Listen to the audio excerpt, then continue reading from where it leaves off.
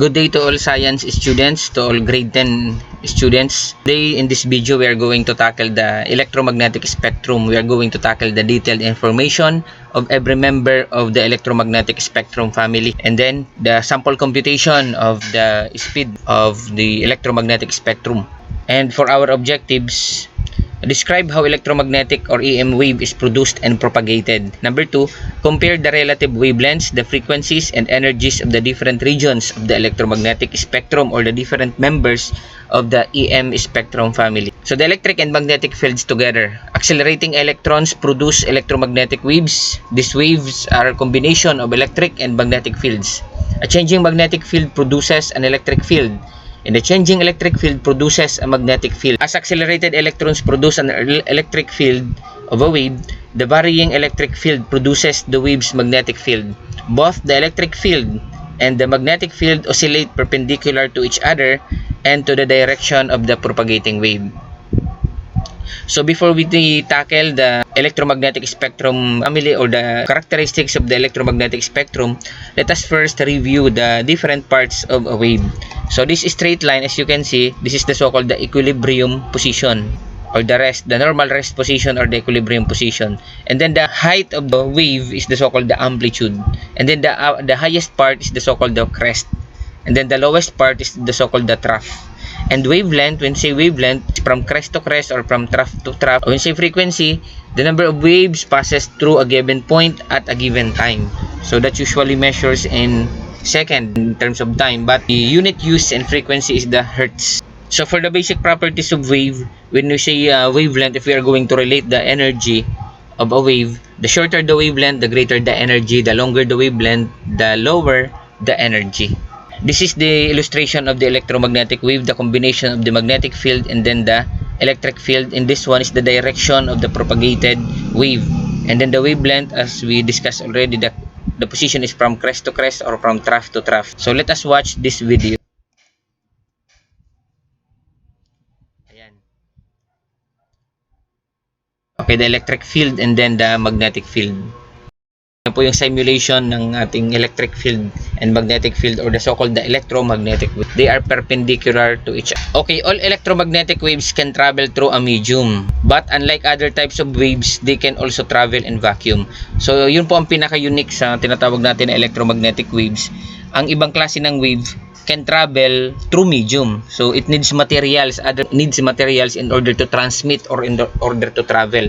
While electromagnetic waves can travel through a medium, but it can travel also in vacuum. When you say vacuum, empty space. O kahit wala pong laman, walang air, walang tubig, walang anuman, vacuum or empty space, an electromagnetic wave can travel. Like the light coming from the sun, it can travel in an empty space. So they travel in vacuum at a speed of 3 times 10 raised to 8 meter per second. So this is the speed of light, 3 times 10 raised to 8 meter per second. Ganon din po ang speed ng ating electromagnetic wave, and denoted as c, the speed of light. So the c, speed, frequency, and wavelength are related by the following equation.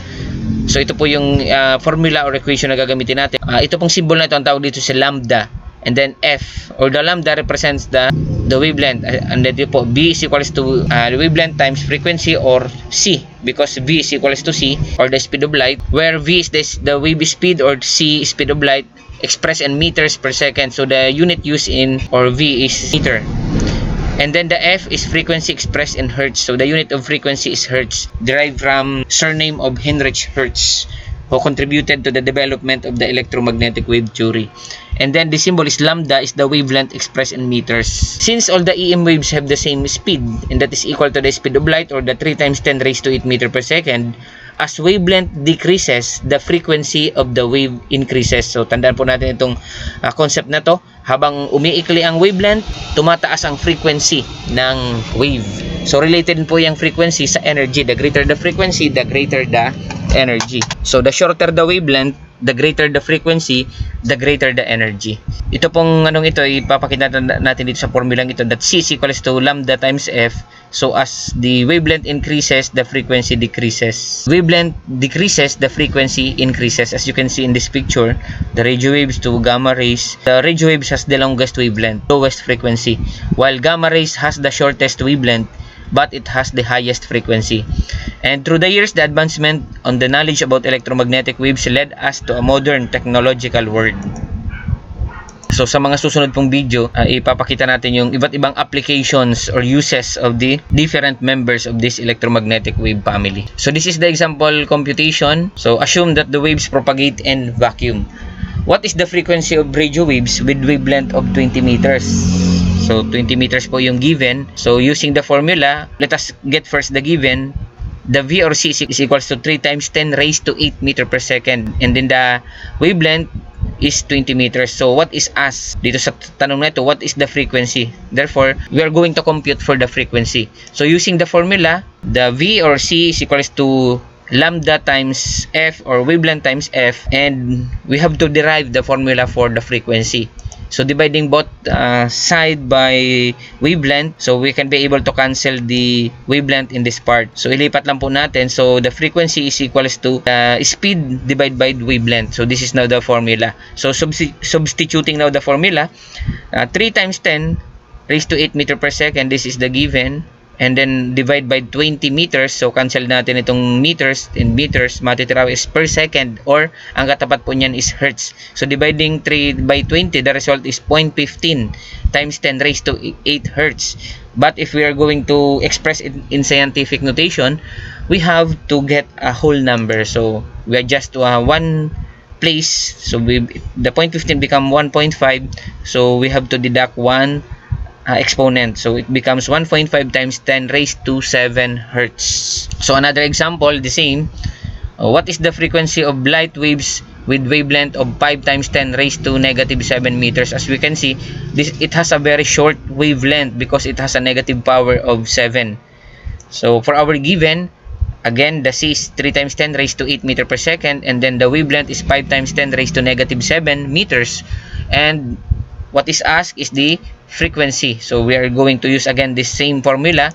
The frequency is equals to speed of light, or the speed divided by the wavelength. So substituting now the formula, 3 times 10 raised to 8 meter per second divided by 5 times 10 raised to negative 7. So in the rules of exponent, if we are going to divide, we are going to deduct or to minus the exponent. So 8 minus negative 7, the result in integers, it becomes positive. So therefore the result is 10 raised to 15. So 3 divided by 5 is 0.16 times 10 raised to 15 hertz. So again, we cancel the meter, the unit meter. So what is remaining is the per second, or the so-called hertz. So adjusting again to the right side, we have now 6 times 10 raised to 14 hertz. So I hope yung kapag binigyan tayo ng problem regarding sa velocity or sa speed ng electromagnetic wave, mako-compute na po natin using these examples. Okay, let us check your understanding. Are these statements true? If not, correct them. So number 1, electromagnetic waves transfer energy through vacuum. Is that true? Number 2, a wave is a disturbance that transfer energy. Number 3, most EM waves are invisible and undetectable. Let us check your answer. Okay, for number 1, electromagnetic waves can travel through vacuum. Okay, that is true. That is correct. And number 2, a wave is a disturbance that transfers energy. Okay, that is true. For number 3, most EM waves are invisible and undetectable. Okay, the correct statement should be most EM waves are invisible but detectable. It can be detected. So the electromagnetic spectrum is a continuum of electromagnetic waves arranged according to frequency and wavelength. It is a gradual progression from the waves of lowest frequency to the waves of highest frequency. So according to increasing frequency, the EM spectrum includes, so this is the arrangement from radio waves. The radio wave has the lowest frequency, and followed by microwaves, infrared, visible light, ultraviolet, X-rays, and gamma rays. Meaning, gamma rays has the highest frequency but has the shortest wavelength. So these waves do not have exact dividing region. So the different types of electromagnetic waves are defined by the amount of energy possessed by the photons. Photons are bundles of wave energy. The energy of a photon is given by the equation, the E is equals to hf, where h is the Planck's constant and f is the frequency of the EM wave. And then the value of the Planck's constant is 6.63 times 10 raised to negative 34 joules per second. So from among the EM waves, the gamma rays have photons of high energies, while radio waves have photons with lowest energies. With regards to wavelength, radio waves can be likened to the size of a football field, while gamma rays are as small as the nuclei of an atom. So ipakita po natin yung mga description na yan dito po sa illustration. Ito po kung papansin natin dito sa taas, penetrates Earth's atmosphere, we have yes, no, ano po nakalagay dyan. And ito naman po, radiation type, tawag doon, we have the radio wave, microwave, infrared, visible, ultraviolet, X-ray, gamma ray. So naka-arrange po siya. So in terms of wavelength, kung titingnan natin, 10 raised to 3.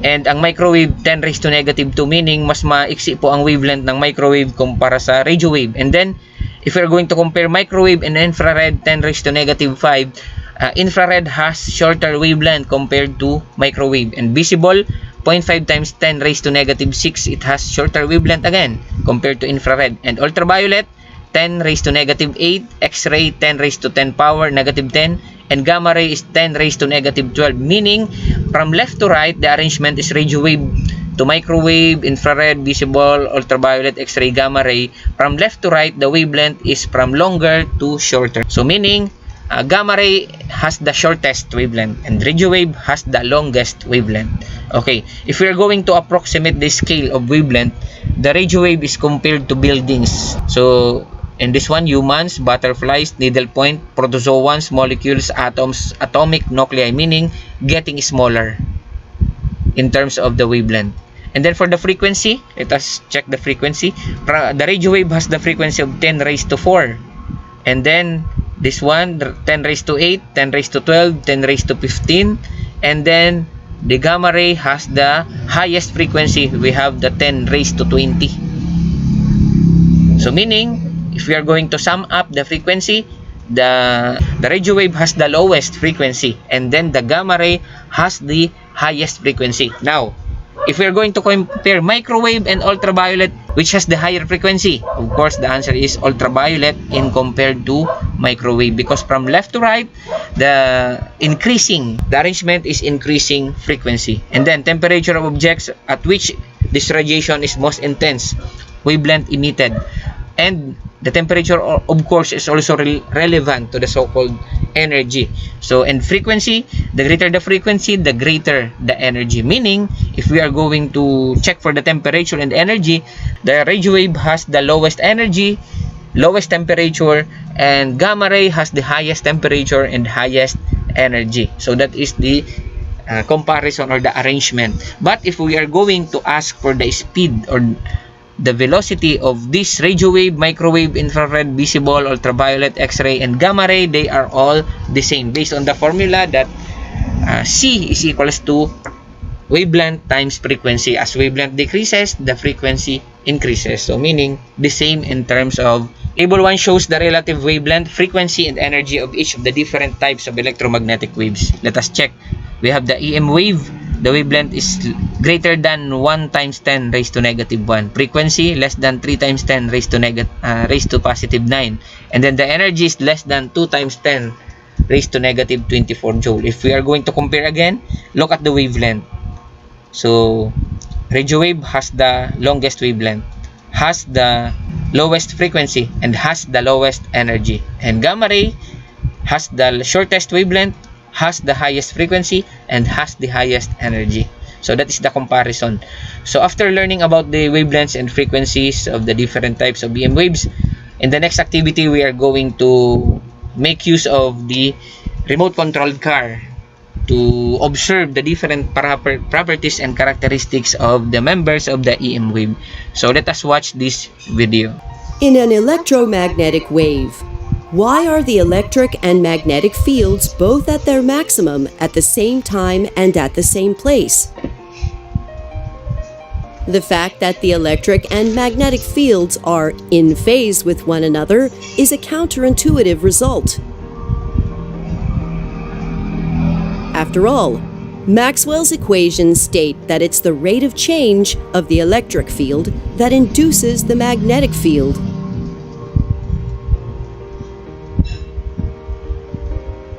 And the rate of change of the electric field is at a maximum when the electric field is zero.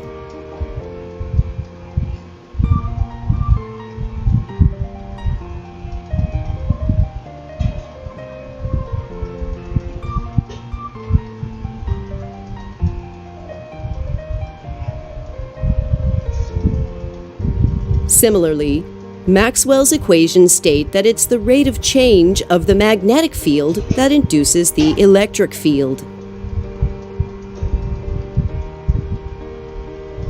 And the rate of change of the magnetic field is at a maximum when the magnetic field is zero.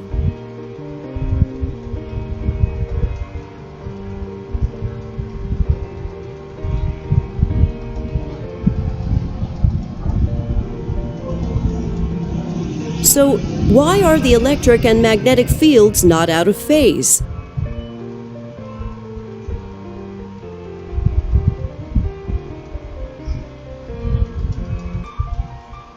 The key to the answer is that Maxwell's equations relate the rate of change of each field to the curl of the other field.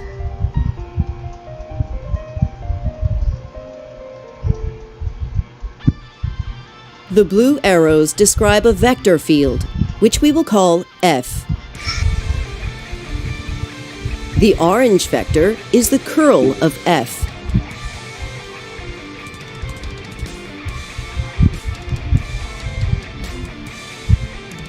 As the vector field changes, the curl changes as shown.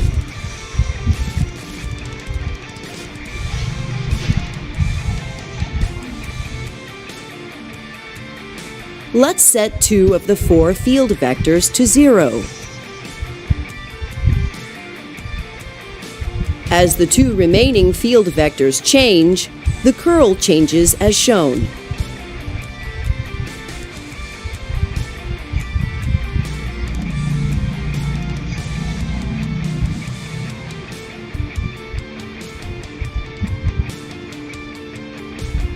The curl is zero when the two neighboring field vectors are of the same length and are pointed in the same direction.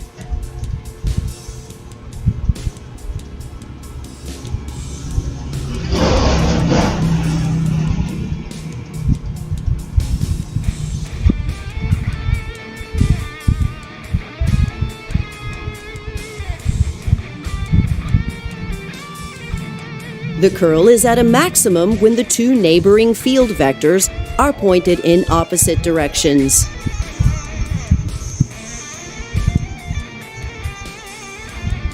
Let's keep this in mind when analyzing the curl of the electric and magnetic fields of an electromagnetic wave. Let's take our electromagnetic wave and consider just one moment in time.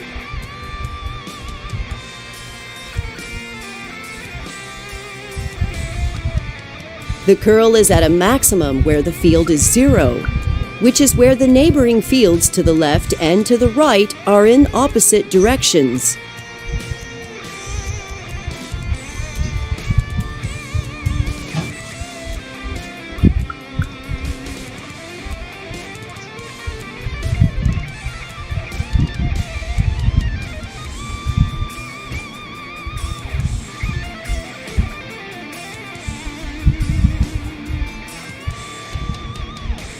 The curl of the magnetic field is directly proportional to the rate at which the electric field is changing.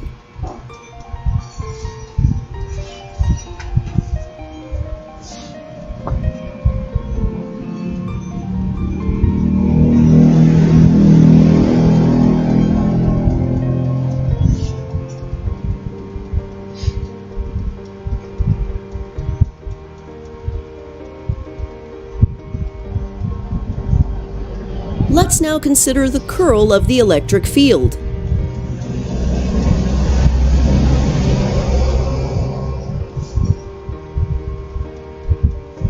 The curl of the electric field is equal to the negative of the rate at which the magnetic field is changing.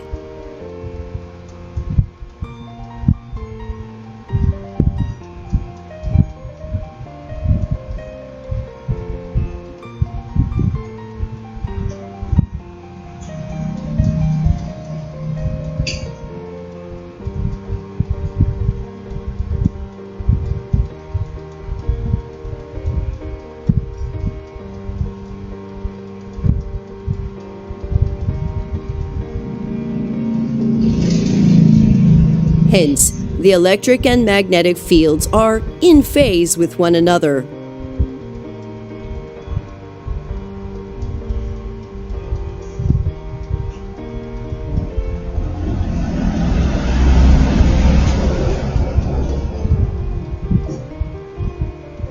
When people talk about fields being out of phase, they're typically talking about the addition of two different electromagnetic waves, out of phase with each other.